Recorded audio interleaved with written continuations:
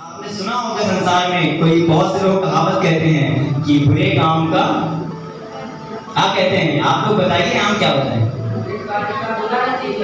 बुरे काम का बुरा नतीजा। और आगे हाँ, नहीं मानते हो तो करके देख, है कि नहीं?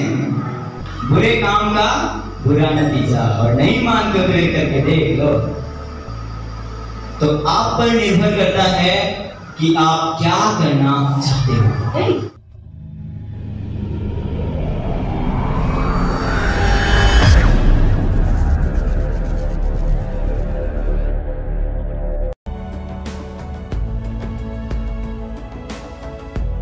मन की अभिलाषा, ये जो है एक बड़ा पॉइंट है कि मन की जो अभिलाषा है इसमें बहुत सारे लोग फंस जाते हैं।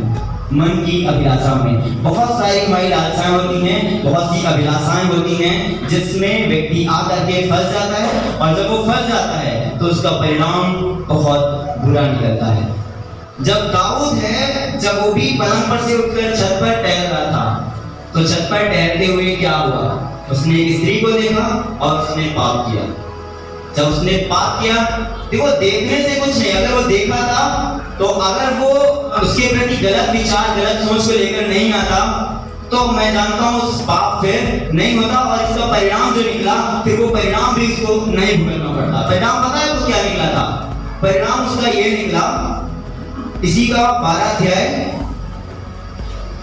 2 शमूएल 12 अध्याय मैं पढ़ूंगा इसकी 7 से 14, जल्दी से आप उसको अच्छे से सुनिएगा। लिखा है, तब नातान ने दाऊद से कहा, तू ही वह मनुष्य है, इज़राइल का परमेश्वर यहोवा कहता है, मैंने तेरा अभिषेक करके तुझे इज़राइल का राजा ठहराया, और मैंने तुझे शाऊल के हाथ से बचाया। फिर मैंने तेरे स्वामी का भवन तुझे दिया, और तेरे स्वामी की पत्नियों को तेरे भोग के लिए दी, और मैंने इज़राइल और यहूदा का घराना तुझे दे दिया।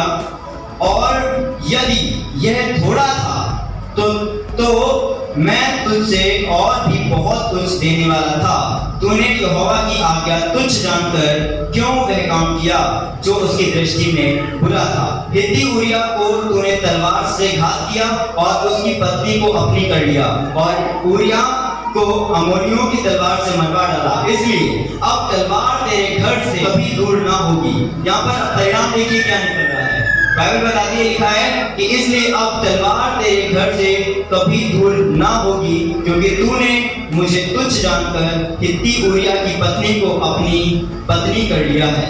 यहोवा यूं कहता है, सुन, मैं तेरे घर में से विपत्ति उठाकर तुझ पर डालूंगा, और तेरी पत्नियों को तेरे सामने लेकर दूसरों को दूंगा, और वह दिन दुपारी में तेरी पत्नियों से कुकर्म करेगा। तूने तो वह काम छिपा कर किया, पर मैं ये काम सब इजराइलियों के सामने दिन दुपारी कराऊंगा। तब दाऊद ने नातान से कहा, मैंने यहोवा के विरुद्ध पाप किया है। नातान ने दाऊद से कहा, यहोवा ने तेरे पाप को दूर किया है, तू ना मरेगा। तो भी तूने जो इस काम के द्वारा यहोवा के शत्रुओं को तिरस्कार करने का बड़ा अवसर दिया है, इस कारण तेरा जो बेटा उत्पन्न हुआ है वह अवश्य ही मर जाएगा। आपने देखा कि कितना ज्यादा बड़ा परिणाम निकल करके आता है एक छोटी गलती के कारण। आप मान लीजिए बड़ी गलती या छोटी गलती, लेकिन ये सब क्या था?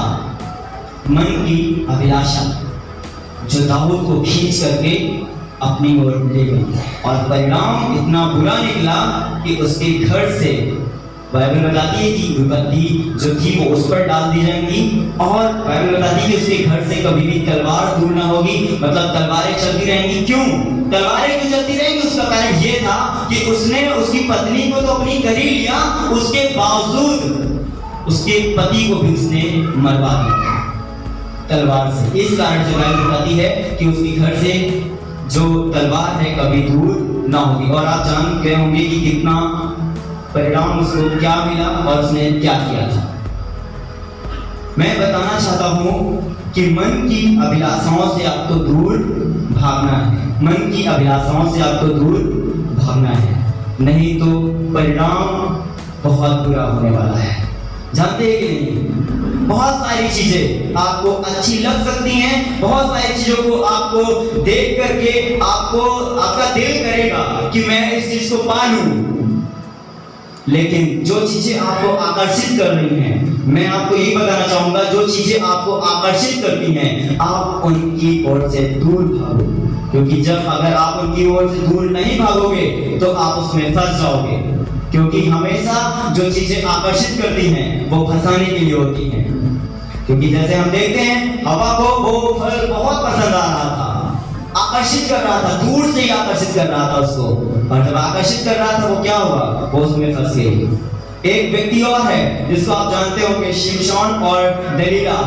शिमशोन को दलीला बहुत आकर्षित कर रही थी।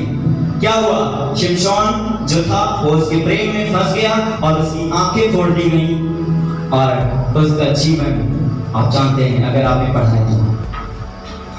और एक व्यक्ति है जिसको आप जानते हैं, लेकिन वो एक ऐसा व्यक्ति था जो मन की अभिलाषा से दूर भागा। एक ऐसा व्यक्ति है जिसको पता है कौन है वो, उत्पत्ति 39:6 और 7। उसने अपना सब कुछ, इसलिए उसने अपना सब कुछ यूसुफ के हाथ में यहाँ तक छोड़ दिया कि अपने खाने की रोटी को छोड़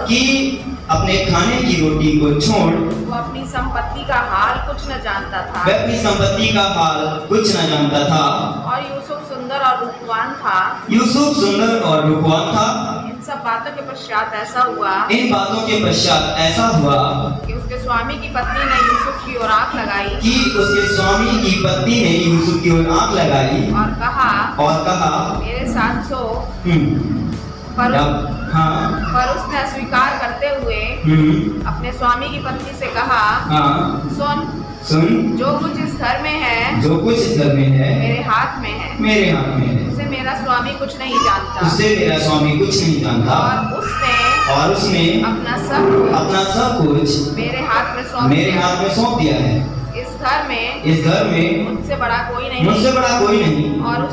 और उसने तुझे छोड़ जो उसकी पत्नी है मुझसे कुछ नहीं रख छोड़ा।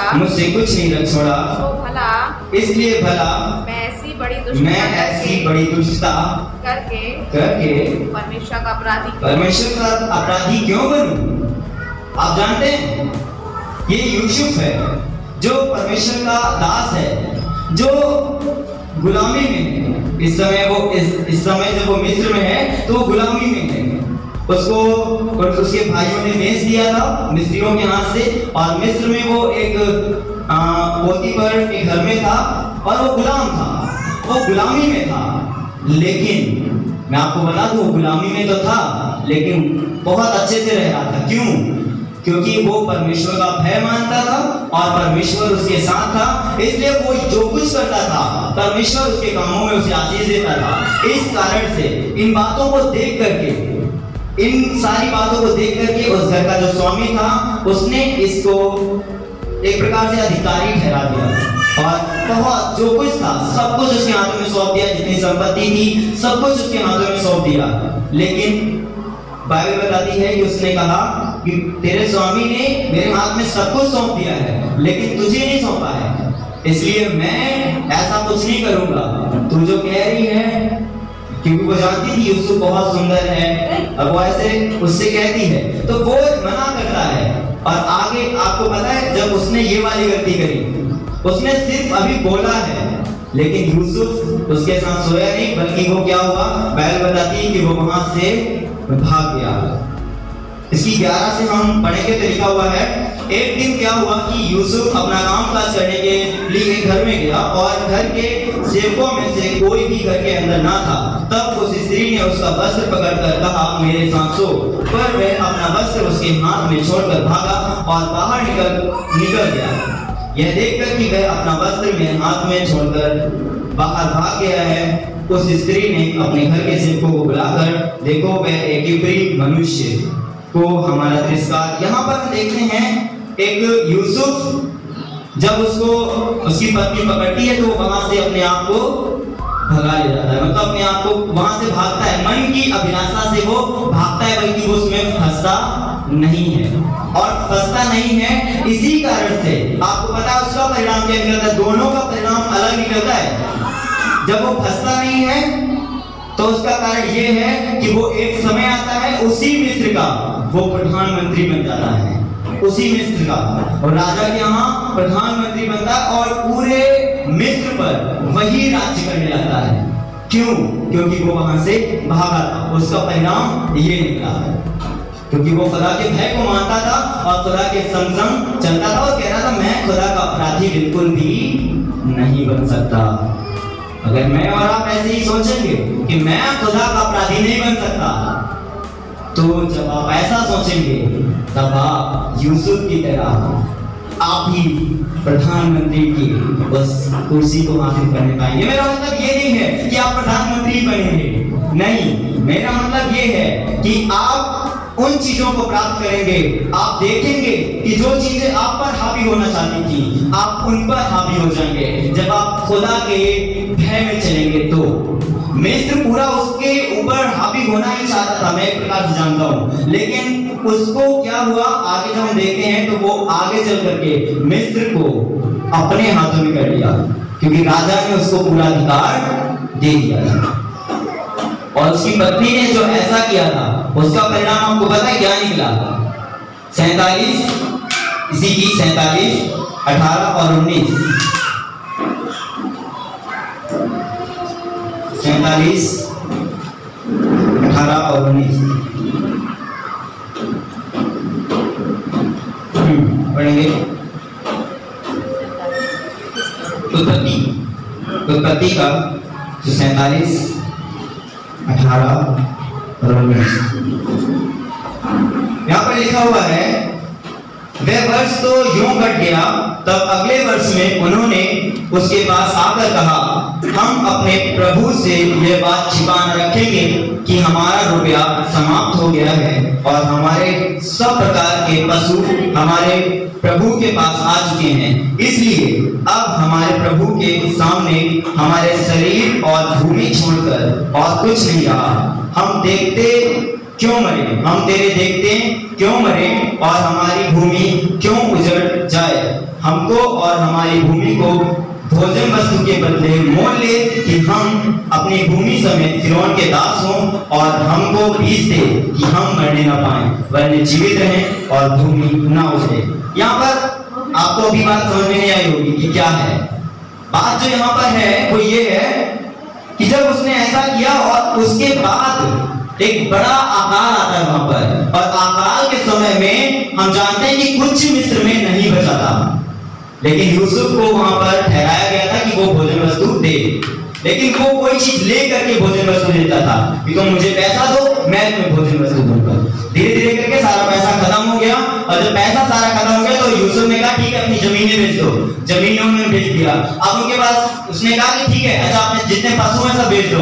उसने सारे पशु बेच दिए। अब वो लास्ट में आते कहते हैं कि अब मैं क्या करूं, अब तो कुछ नहीं बचा। वही लोग जिनके यहाँ वो गुलाम हुआ करता था, वही लोग आकर के उससे कहते हैं क्या उसमें पोतीफर की पत्नी नहीं होगी? होगी कि नहीं होगी? होगी कि नहीं? वो भी होगी उसमें। और वो आकर के जब उनसे कहता है, वो सब कहते हैं कि मैं चाहता हूं कि मैं मरने ना पाऊं, इसलिए मैं चाहता हूं कि मैं तेरा गुलाम हो जाऊंगा, लेकिन अब मुझे खाने को दो। परिणाम आप समझ सकते हैं कि जो बुरे काम आपने सुना होगा संसार में, कोई बहुत से लोग कहावत कहते हैं कि बुरे काम का आप कहते हैं, आप लोग बताइए हम क्या बताएं? बुरे काम का बुरा नतीजा। और आगे हाँ नहीं मानते हो तो करके देख लो, है कि नहीं? बुरे काम का बुरा नतीजा, और नहीं मानते हो तो करके देख लो। तो आप पर निर्भर करता है कि आप क्या करना चाहते हो।